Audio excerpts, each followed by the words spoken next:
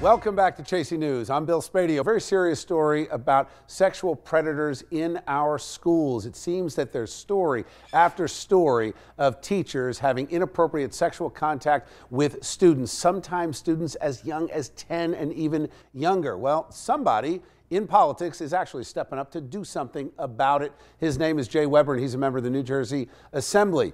Welcome, Assemblyman. Good to see you. Thanks for having me, Bill. All right, so Jay, let me ask you. Tell me, first of all, what you're doing, what your bill does, what problem is it solving? Yeah, we have a loophole in the way in which we hire teachers. Teachers who commit sexual molestation or abuse of children in one school district can resign and get a confidentiality agreement with their former districts. They move on to other school districts and start teaching kids in that district without the new hiring school district ever knowing what happened in the old one. And so that's a loophole that too many sexual predators have taken advantage of in New Jersey and across the country. Can I ask My bill stops it. Jay, how does it happen, though? How do they not face criminal charges? We've read about this going back literally decades, teachers being moved from district to district. But, you know, is it on an allegation or is it on something that they admit to doing?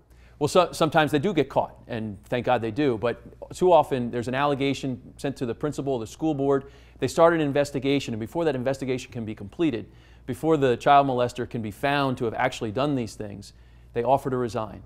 They save the school district the money of further investigation. They'll get out of their hair and get away from their kids, and then they get a confidentiality agreement with those districts, go on to the next district and do the same thing again. So we got to stop that. Why? And I agree with you 100%. I think this makes a lot of sense. Two questions. One, why are the school districts not held accountable to reporting these allegations to law enforcement? You would think that, I mean, you've got things being reported to law enforcement that don't involve children. The minute children are involved, it should be a no-brainer. Absolutely. They should be held accountable, and the school districts that don't meet their obligations in this respect should be held accountable. Yeah. Now, these are allegations. What about a false allegation?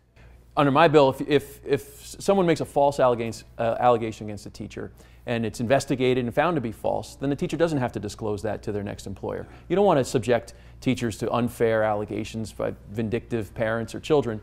So I think we have to strike a balance there. But if there's certainly a substantiated allegation, that's a problem. But if there's a pending charge, and this is where the child molesters really find the loophole, if there's a pending charge, the teacher would have to disclose that to the next district, and that cuts off their ability to kind of stop the music before they're found guilty.